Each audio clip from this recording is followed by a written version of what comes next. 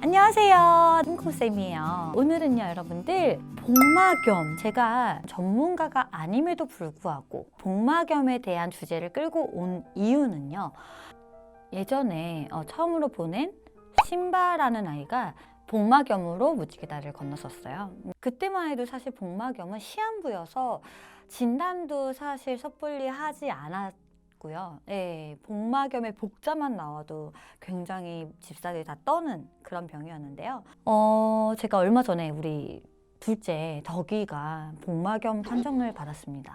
안녕하세요. 오늘은 덕이랑 같이 인사를 드려요. 덕이는 오늘 스케일링을 받으려고 했는데 보고처럼 오른쪽 배가 볼록해서 왜 이런가 하고서 초음파를 해보자고 했는데 세상에 복수가 찼어요. 그래서 피 검사랑 다 해봤는데 복막염 확진을 오늘 받았습니다. 조금 내 선생님을 잡고 막 눈물이 났는데 지금은 조금 많이 담담해졌어요. 그래서 일단은 덕이를 데리고 같이 사무실 와서 좀 먹는 게 중요하기 때문에 지금 아직 식욕은 굉장히 있고 활력도 그렇게 떨어지진 않았어요. 여기 같은 경우는 일단은 부정교합이에요.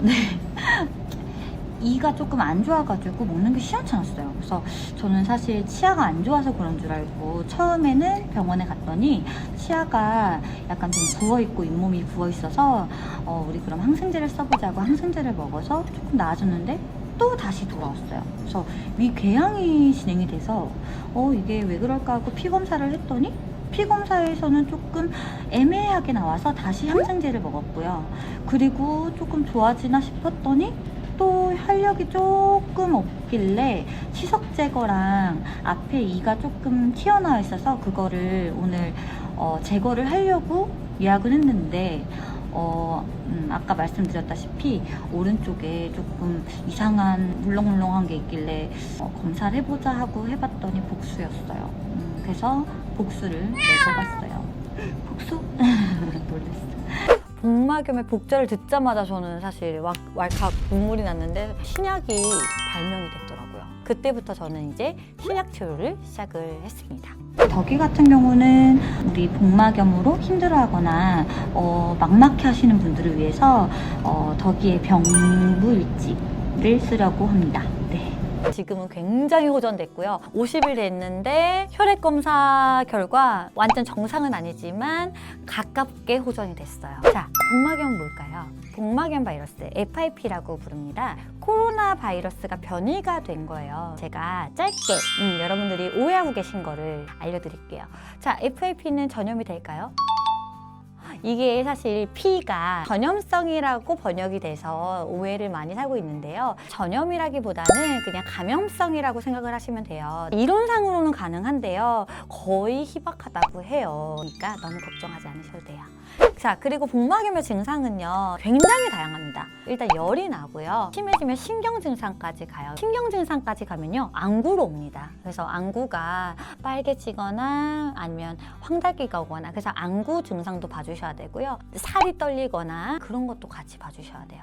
그래서 우리 아이가 어디가 좀 그런데 신경 증상까지 왔다 그러면 어느 정도 진행이 돼 있을 확률도 조금 있기 때문에 병원에 좀 가보시는 게 좋아요. 그래서 제가 항상 그러죠. 아이들을 계속 유심히 관찰하는 게 제일 좋다고요.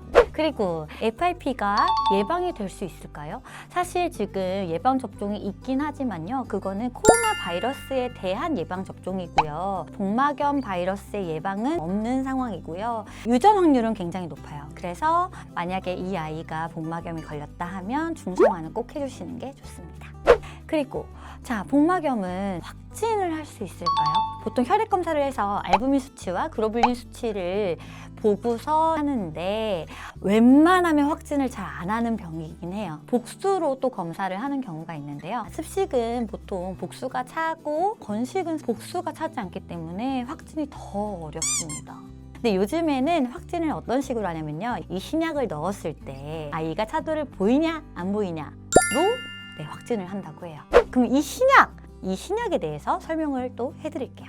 GS441524라는 신약인데요. 미국 길리어드 사이언스라는 사에서 발명을 한 거고요. 페더슨 박사와 연구를 해서 나온 신약입니다. 뉴클레오사이드 유사체로 복막염 바이러스 악재를 방해하는 유사체를 만들어서 하는 항바이러스제입니다.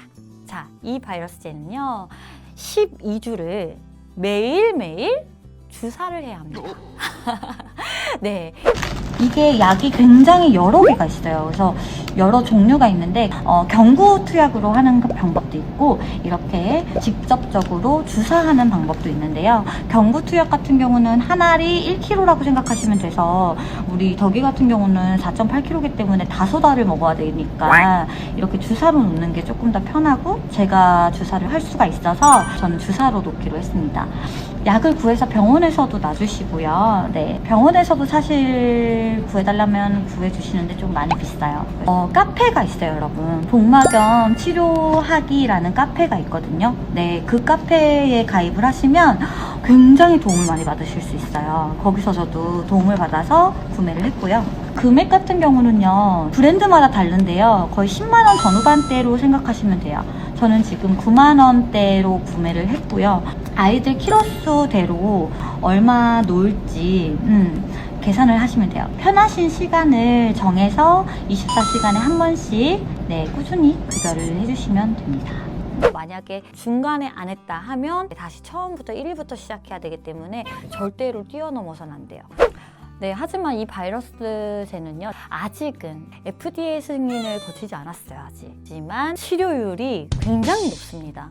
습식 같은 경우는 90% 이상이 아이들이 살 수 있고요. 건식 같은 경우는 5대5라고 하는데요.